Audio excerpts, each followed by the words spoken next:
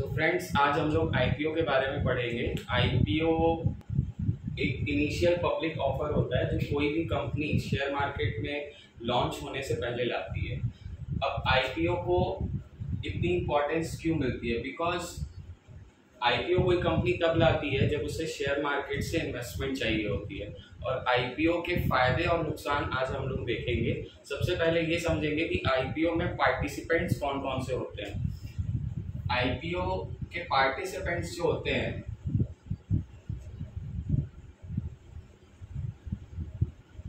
सबसे पहले तो वो कंपनी, फॉर एन एग्जांपल अभी जोमेटो का आईपीओ आया था, तो कंपनी मान लो जोमेटो। उसके अलावा सेबी।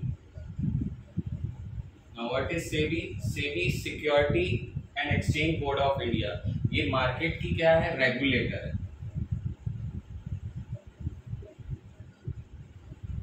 थर्ड, उसका लीड मैनेजर,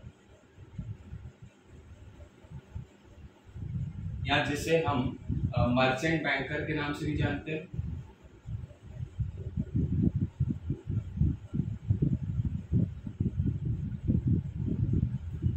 अब जोमेटो जब तक शेयर मार्केट में लिस्टेड नहीं है तब तक ये प्राइवेटली हेल्ड कंपनी है। वंस जोमेटो लिस्ट हो जाती है मार्केट में, then it becomes publicly held. Now why publicly held? क्योंकि अब इसने इनिशियल पब्लिक ऑफर ला दिया है और सेबी में इसने अपना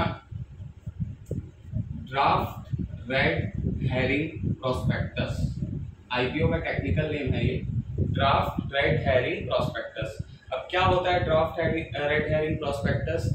इसमें कंपनी के सारे डिटेल्स होते हैं, इसमें कंपनी के फंडामेंटल्स होते हैं, उसके फाइनेंशियल्स होते हैं, और ये सारी चीजें अपनी पूरी डिटेल्स के साथ जोमेटो का जो भी लीड मैनेजर होगा या मर्चेंट बैंकर होगा, वो इसे सेबी को जाके सबमिट करेगा। और इसके बाद एक डेट निकलेगी जहां पे इस आईपीओ के लिए एक विंडो ओपन होगी। इस window means a period of time, in general 3 से 4 दिन का टाइम होता है, ठीक है। So in these 3 or 4 days retail investors और हाई नेटवर्क इंडिविजुअल्स और क्वालिफाइड इंस्टीट्यूशनल बायर्स, अब ये लोग कौन होते हैं ये हम समझेंगे।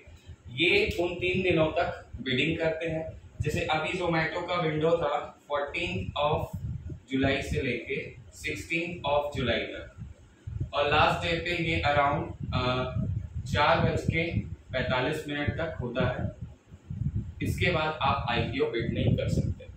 अब आईपीओ बिड करने के लिए क्या क्या चीजें जरूरी होती हैं, ठीक है। इसके लिए आपका एक डीमैट अकाउंट ओपन होना चाहिए। अब डीमैट अकाउंट ओपन करते हो आप किसी न किसी ब्रोकर के पास। ये ब्रोकर बहुत सारे हो सकते हैं, है ना। ब्रोकर एक डिस्काउंट ब्रोकर होता है और एक फुल ब्रोकर होता है। डिस्काउंट ब्रोकर में जैसे कि आजकल ज़ेरोधा बहुत टॉप में है। इसके अलावा भी बहुत सारे ब्रोकर हैं, एंजल है, अपस्टॉक्स है, इसके अलावा 5 पैसा है। फुल और डिस्काउंट ब्रोकर में बेसिकली कुछ डिफरेंसेस होती हैं। फुल ब्रोकर ब्रोकरेज ज़्यादा लेता है और उसके साथ ही साथ कुछ रिसर्च की कॉल्स भी देता है।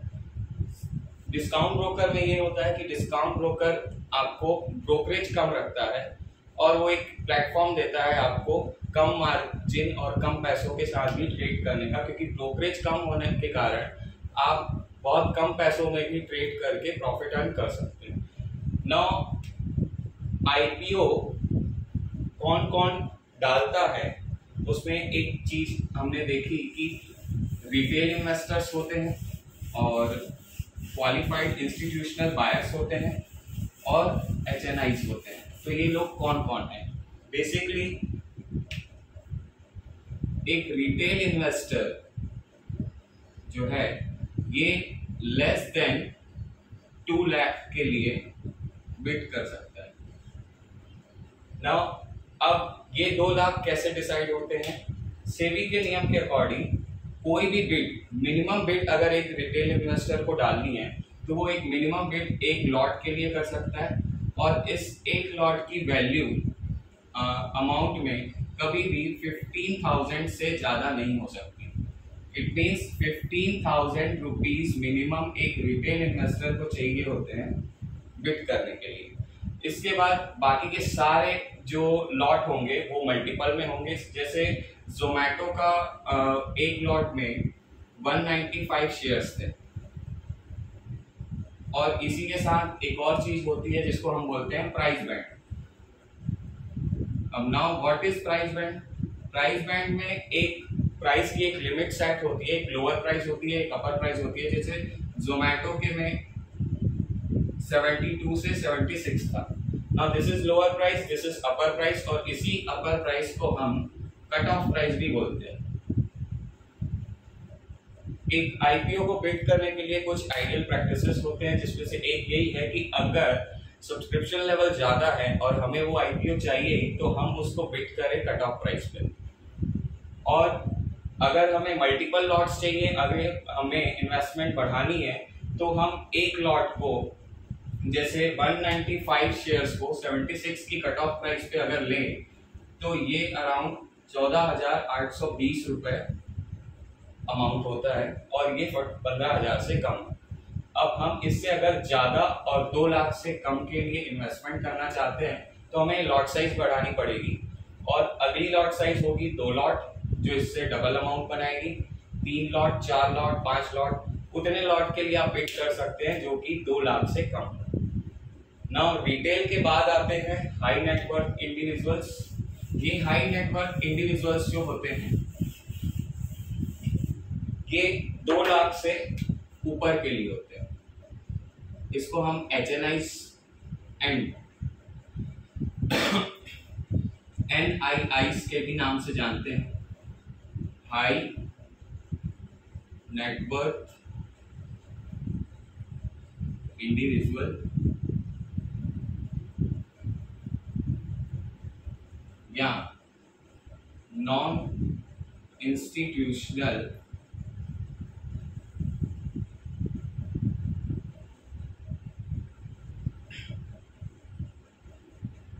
इन्वेस्टर्स। अब कौन होते हैं ये? ऐसे हाई नेटवर्थ इंडिविजुअल्स या ऐसे नॉन इंस्टीट्यूशनल इन्वेस्टर्स जो इंस्टीट्यूशंस के रूप में, इंस्टीट्यूशंस लाइक बैंक्स हो गई, या इसके अलावा प्राइवेट इन्वेस्टर्स हो गए, म्यूचुअल फंड्स हो गए, ये बहुत बड़ी बड़ी इन्वेस्टमेंट लेते हैं। लेकिन ऐसा पर्सन जिसके पास नेटवर्थ जिसकी हाई है, जो रिटेल कैटेगरी से ऊपर की बिड कर सकता है, 2 लाख से अप की बिड कर सकता है, वो यहाँ आता है, और इनके लॉट की साइज हमेशा 2 लाख से ऊपर होगी। Means more than 2 lakh rupees का एक लॉट ले सकते हैं। नाउ इसके बाद आते हैं QIBs। What is QIBs? Qualified institutional buyer. इसमें वो सारे इंस्टीट्यूशंस आ जाती हैं, बैंक्स हो जाते हैं, म्यूचुअल फंड्स हो जाते हैं, या कोई बड़ी फर्म हो सकती है, कोई बड़ा इन्वेस्टर्स हो सकता है। इसके अलावा कुछ FIIs भी होते हैं। ना ये हमने देखा कि एक retail investor, then HNI, then QIB, और इसके अलावा अदर्स होते हैं। हमारा पूरा फोकस यहाँ होना चाहिए। एज अ रिटेल इन्वेस्टर्स हम बिड करते हैं, और रिटेल इन्वेस्टर्स की पोर्टफोलियो साइज जो होती है मिनिमम लॉट के लिए वो 15,000 तक की बिड कर सकता है। अब इसकी प्रोसेस क्या होती है? आईपीओ को बिड करना कोई रॉकेट साइंस नहीं है, बहुत आसानी से हम सिंपल मेथड होती है इसकी। आपको सिर्फ एक डीमैट अकाउंट ओपन होना चाहिए आपका। यू नीड, पहले तो हम देखते हैं, प्रोसेस समझ लेते हैं, ठीक, और यहाँ देख लेते हैं कि हमें क्या क्या चाहिए, रिक्वायरमेंट्स।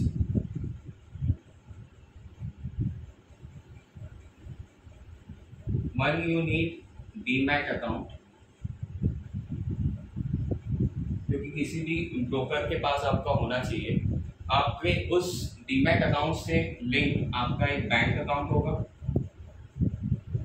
और अनलाइक बाकी शेयर्स जो शेयर मार्केट में हम बाय करते हैं, जिसके लिए हम बैंक अकाउंट से पैसा अपने ट्रेडिंग अकाउंट में डालते हैं और वहां से बाय करके शेयर्स हमारे पोर्टफोलियो यानी डीमैट अकाउंट में होते हैं।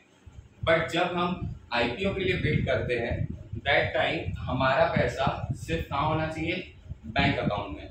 और जो प्रोसेस होती है आईपीओ की प्रोसेस जो होती है वो होती है ASBA. Now what is ASBA? ASBA stands for application supported by blocked amount.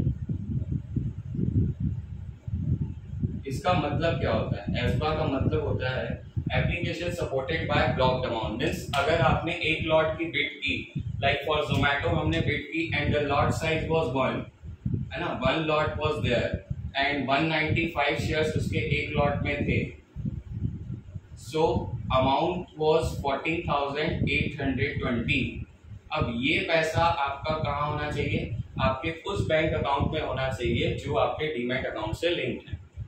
And ये पैसा डालने के बाद आप अपने डीमैट अकाउंट को ओपन करेंगे या अपने उस डीमैट अकाउंट के ऐप को ओपन करके वहां पर आईपीओ सेक्शन में जाकर आप इसको उसकी कट ऑफ प्राइस जो कि प्राइस बैंड में 72 to 76 थी, तो कट ऑफ प्राइस थी 76 रुपीज। आप कट ऑफ प्राइस के लिए बिड कर देंगे और ये आपका ऑर्डर प्लेस हो जाएगा। जब आपका ये ऑर्डर प्लेस होता है तो उसकी प्रोसेस जो होती है एस्बा के थ्रू होती है। मतलब आपका आईपीओ का जो एप्लीकेशन है वो किस चीज के सपोर्ट पर बैठा हुआ है? वो है ब्लॉक्ड अमाउंट। और आपका ये अमाउंट 14,820 आपके बैंक अकाउंट से ब्लॉक हो जाता है for a period of time. अब वो पीरियड ऑफ टाइम क्या होता है उसको हम फ्रेंड्स आगे समझते हैं। जैसे किसी भी आईपीओ की जब न्यूज आती है तो सबसे पहले पता चलता है कि वो कब लॉन्च हो रहा है। उसकी एक विंडो होती है जैसा हमने देखा, और रीसेंट आईपीओ जोमेटो में ये विंडो थी 14 से 16। अब 14 जुलाई को सुबह 9-10 बजे के बाद आप इसको बिड कर सकते हैं और हर रोज शाम 5 बजे के बाद किस किस सेक्शन में यानी रिटेल सेक्शन, एचएनआई सेक्शन और क्यूआईबी सेक्शन में कितने कितने times, like 4 times, 5 times, 1 times वो बिड हुआ है। इसका कहीं से भी आप गूगल से रिपोर्ट देख सकते हैं। एंजल ब्रोकिंग के ऐप में ये वहीं पर इन्वेस्टमेंट अपॉर्चुनिटीज के अंदर आता है और इसी के साथ साथ वहां पर ओवरऑल सब्सक्रिप्शन भी दिखाता है। नाउ इसका मतलब क्या? कोई आईपीओ जितना ज्यादा सब्सक्राइब हो रहा है, इसका मतलब ये है कि जो भी आईपीओ जितना ज्यादा सब्सक्राइब हो रहा है means people want to buy that shares, right. Demand बढ़ी हुई है। मोर सब्सक्रिप्शन मींस उसमें लिस्टिंग गेन के चांसेस ज्यादा है। अब ये एक और वर्ड है लिस्टिंग गेन जो आगे आएगा उसे हम समझते हैं। तो जोमेटो बहुत दिन से न्यूज में था। जोमेटो का इनिशियल पब्लिक ऑफर आने वाला था।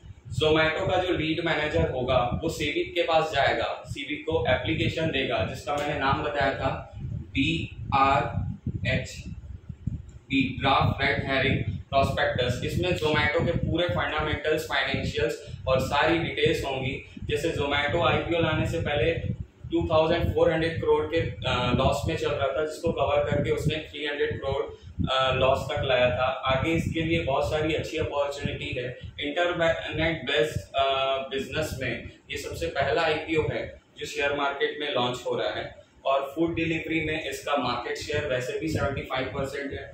तो ओवरऑल इसके लिस्टिंग गेन के चांसेस बहुत अच्छे बनते हैं और जिन्होंने भी इसे सब्सक्राइब किया है आई विश कि ये उन्हें मिले। अब सबसे पहले थी विंडो। आपको एक टाइम पीरियड दिया गया 14 से लेके 16 जुलाई। आपने यहाँ पे बिड कर दिया। नाउ बिड करने के बाद आपको आपके अगर आपने यूपीआई के थ्रू बिड किया है तो आपके उस यूपीआई ऐप में एक नोटिफिकेशन आएगा जहां पे आपको उस अमाउंट के लिए सपोज 14,820 आपने एक लॉट साइज खरीदी, आपको इस अमाउंट के लिए उसको अपने यूपीआई पिन में यूपीआई ऐप में जाके इसको अप्रूव करना होगा। Once you approve this amount ये आपका ब्लॉक हो जाएगा, फ्रीज हो जाएगा तब तक के लिए जब तक इसकी अलॉटमेंट डेट नहीं आती। तो वही प्रोसेस का सेकेंड पार्ट है। आईपीओ की विंडो जैसे ही फिनिश होती है उसके बाद एक अगला स्टेप होता है उसकी अलॉटमेंट डेट। अब अलॉटमेंट डेट क्या होती है? जब आपने आईपीओ बिड किया है सक्सेसफुली, अगर आपका आईपीओ बिड हो जाता है और आपके बैंक से उतना अमाउंट ब्लॉक हो जाता है तो अब ये आपका एप्लीकेशन सक्सेसफुल हो चुका है। एंड लेटर ऑन अब सिस्टम के थ्रू, जैसे मान लो 100 शेयर कोई कंपनी ला रही है लेकिन ओवरऑल 1000 लोग खड़े हैं उसके शेयर्स को बाय करने के लिए, इसका मतलब ये आईपीओ ओवर सब्सक्राइब हो गया। 100 शेयर के लिए 1000 लोग खड़े हैं, इसका मतलब लेने वाले ज्यादा हैं और शेयर्स कम है, शेयर्स की मांग बढ़ रही है, सब्सक्रिप्शन ज्यादा हो रहा है। तो ऐसे आईपीओ क्या होते हैं? ओवर सब्सक्राइब होते हैं। इसको हम बोलते हैं ओवर सब्सक्राइब। और जितना ज्यादा ओवर सब्सक्राइब होता है उतना ज्यादा क्या है? लिस्टिंग गेन्स के चांस होते हैं।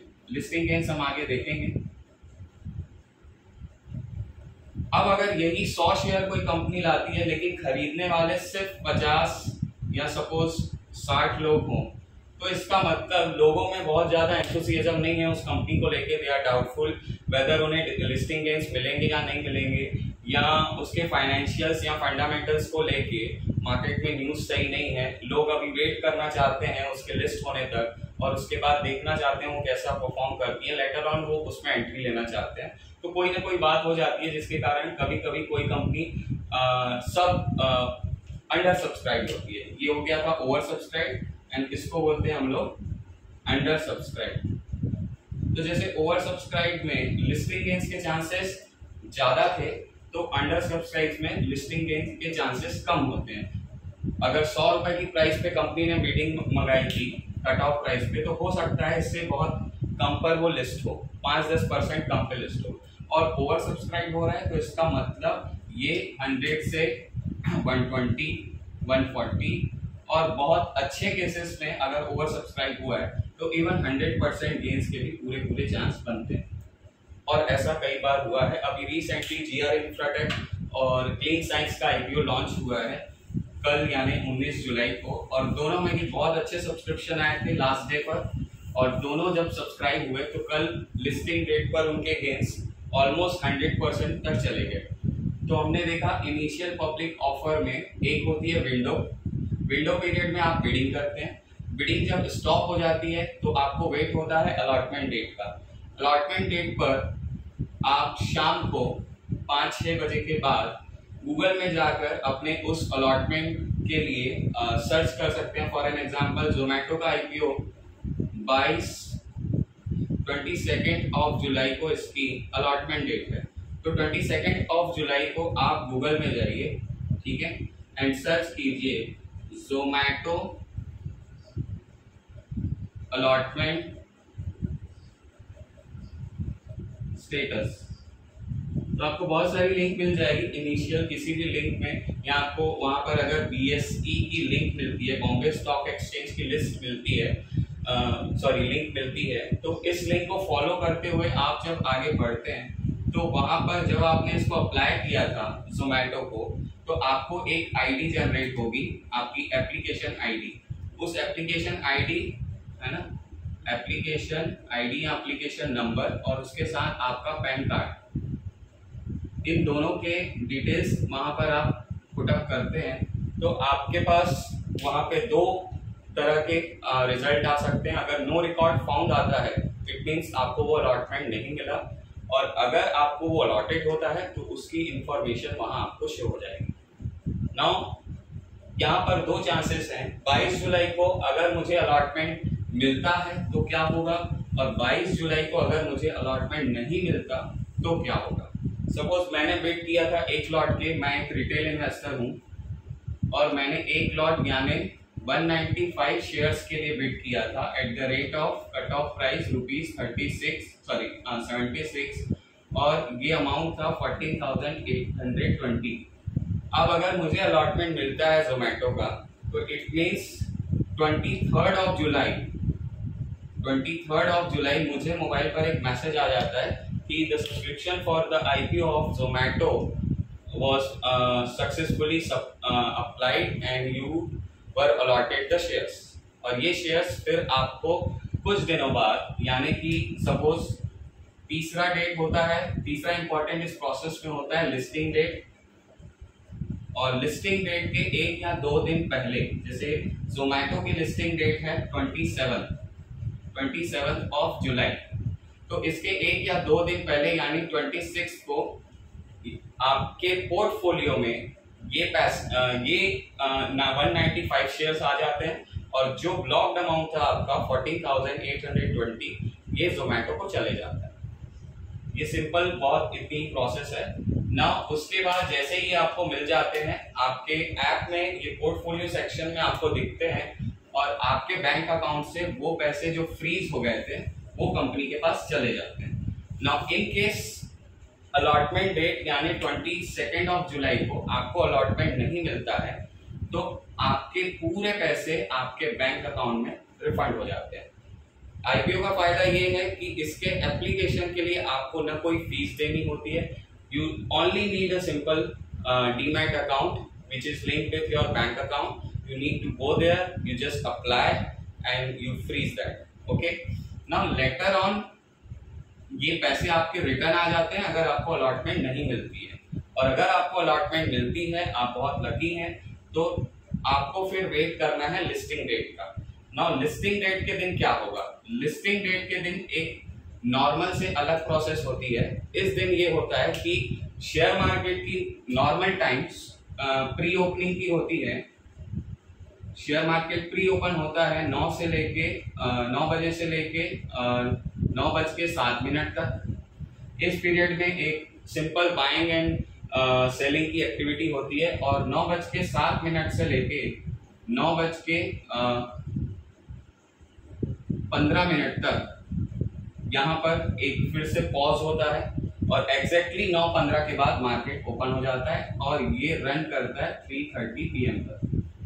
और 3:30 PM के बाद 3:40 PM से लेके 4 PM तक post market buying and selling भी होती है। इट इज जस्ट लाइक 9 बजे से लेके 9:07 तक जो प्री ओपन हुई थी, ये यहाँ पर post market buying and selling होती है। और मेन जो ट्रेडिंग सेशन होता है वो 9:15 से लेके 3:30 PM तक होता है। अब इन रेगुलर वे जो भी शेयर्स लिस्टेड हैं वो 9:15 पे ओपन हो जाते हैं और ट्रेड होना स्टार्ट हो जाते हैं। बट अगर ये आईपीओ है तो ये आईपीओ 9:15 पे ओपन नहीं होता। आईपीओ ओपन होता है कुछ टाइम बाद, यानी कि आईपीओ गेट्स लिस्टेड और आईपीओ गेट्स लॉन्च और IPO gets open at 9:45 AM पर ये लिस्ट होता है।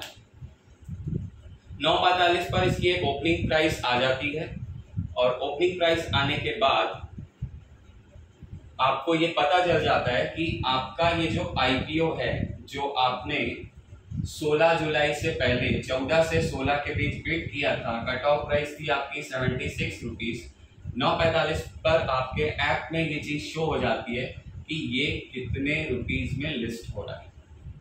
76 का शेयर अगर आगे चल के 100 में भी लिस्ट होता है, 120 में भी लिस्ट होता है, या सपोज 150, 160 के आसपास लिस्ट होता है, तो ये सारे जो गेन है आपकी बेस प्राइस से ऊपर के जिस भी प्राइस पे ये लिस्ट होता है, और उससे आपको जो भी प्रॉफिट जनरेट होता है लिस्टिंग रेट पर, इसे ही हम लोग बोलते हैं listing gain. These are called listing gains। IPO जितना ज्यादा ओवर सब्सक्राइब होगा उसके लिस्टिंग गेन्स के चांसेस उतने ज्यादा ही बढ़ जाते हैं। तो मैं एक बार फिर से रिमाइंड कर देता हूँ, इनिशियल पब्लिक ऑफर उस कंपनी के द्वारा लाया जाता है जो अभी मार्केट में लिस्ट नहीं हुई है, which is about to list now. वो सेबी के पास जाती है अपने लीड मैनेजर के थ्रू। लीड मैनेजर का ये काम होता है कि वो उसका ड्राफ्ट रेड हेरिंग प्रोस्पेक्टस बनाता है, और उसके थ्रू उसके फाइनेंशियल्स एंड फंडामेंटल्स मार्केट में आ जाते हैं। लीड मैनेजर उसको मार्केटिंग करते हैं न्यूज चैनल्स में, पीरियोडिकल्स में, न्यूज़पेपर्स में, एप्स में, हर जगह उसकी मार्केटिंग होती है। लोगों के बारे में लोगों को उसके बारे में थॉटफुल आइडिया देने के लिए उसकी मार्केटिंग की जाती है, ताकि ज़्यादा से ज़्यादा उसका सब्सक्रिप्शन बढ़े और बहुत ज़्यादा ओवर सब्सक्राइब हो और बहुत अच्छी लिस्टिंग के साथ वो मार्केट में लॉन्च हो। लीड मैनेजर जब ये सब कर लेते हैं तो आपके पास फिर एक विंडो होती है। विंडो पीरियड में हर एक कैटेगरी के इन्वेस्टर के पास एक टाइम होता है कि वो उसको बिडिंग करे, और जब आप बिडिंग कर लेते हो, लास्ट डेट उसकी जो भी होती है उसमें 4:45 तक शाम तक आप उसको बिड कर सकते हैं। जब आप बिड कर लेते हैं तो फिर आपको वेट करना होता है अलॉटमेंट डेट का। अलॉटमेंट डेट पर दो चीजें हो सकती हैं, या तो आपको वो अलॉटमेंट मिल सकता है या वो अलॉटमेंट नहीं मिल सकता। अगर वो आपको अलॉटमेंट मिलता है तो आपको आगे लिस्टिंग डेट का वेट करना है, और अगर आपको अलॉटमेंट नहीं मिलता तो उसके नेक्स्ट डे वो पूरा पैसा आपके बैंक अकाउंट में रिफंड हो जाता है। प्लस पॉइंट ये है कि आपको अप्लाई करने के लिए कोई फीस नहीं लगती, और अगर आपका अलॉटमेंट नहीं मिलता तो कोई फाइन भी नहीं लगती, आपका पूरा पैसा आपके बैंक अकाउंट में आ जाता है। नाउ लिस्टिंग डेट आती है। लिस्टिंग डेट जो भी डेट होती है उसमें वो शेयर सुबह 9:45 पे लिस्ट हो जाते हैं, और उसके बाद उसके जो भी गेन्स होते हैं उस दिन के लिस्टिंग गेन्स, उसे ही हम लोग प्रॉफिट के रूप में बुक करते हैं। प्रॉफिट बुकिंग बहुत अच्छी होती है तो शेयर के प्राइसेस नीचे भी आते हैं। एंड देन जो प्रोस्पेक्टिव बायर्स थे जिनको अलॉटमेंट डेट के दिन आईपीओ नहीं मिलता है, वो भी यहाँ पर आके बाइंग एक्टिविटीज बढ़ा सकते हैं। तो देयर हैपेंस कि कभी लिस्ट बहुत अच्छी प्राइस पे होता है, फिर ड्रास्टिकली डाउन हो जाता है, फिर इन बिटवीन फिर से बाइंग एक्टिविटीज आती है और वो थोड़ा अप होके फाइनली एक क्लोजिंग प्राइस पे बंद होता है। सो ये एक बहुत अच्छा तरीका है शेयर मार्केट में एंट्री का, क्योंकि यहाँ पर आपको एक बहुत ही कम इन्वेस्टमेंट के साथ एज अ रिटेल इन्वेस्टर मात्र 15,000 के साथ आप मार्केट में एक बहुत अच्छी एंट्री ले सकते हैं। और अगर आप लकी होते हैं, आपको अलॉटमेंट मिलता है, तो लिस्टिंग गेन्स के चांसेस भी बहुत अच्छे होते हैं। आई होप मैंने बहुत सारी चीजें इसमें कवर की हुई हैं। इसके अलावा भी अगर आपको कोई चीजें इसमें डाउटफुल लगे या कोई पॉइंट ऐसे जो मुझसे शॉर्ट डिस्क्रिप्शन के दौरान छूट गए हों, आप बिल्कुल फ्री होके मुझे पूछ सकते हैं। I will be happy to solve that out, and I request you कि this is the right time. बहुत सारे आईपीओ अभी लिस्ट हुए हैं। जून में 4 आईपीओ लिस्ट हुए हैं, चारों ने पॉजिटिव रिटर्न दिए थे, और अभी रिसेंटली आज 19 जुलाई को कल 19 जुलाई को जीआर इंफ्राटेक और क्लीन साइंस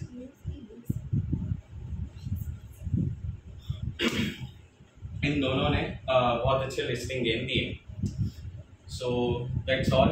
आई होप अभी के लिए इतना काफ़ी है, और अगर आप इसे स्टार्ट करना चाहते हैं, अभी तत्वम केमिकल 20 जुलाई शाम 4:45 बजे तक इसकी बिडिंग की विंडो ओपन है। तत्वम की बिडिंग विंडो 16 से लेके 20 जुलाई थी।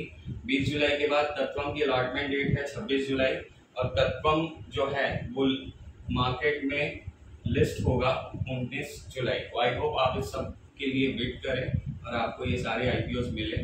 और अभी तक आपने अगर डीमैट अकाउंट ओपन नहीं किया है तो you can open that account and you can start investing in IPOs. Thank you, have a nice day.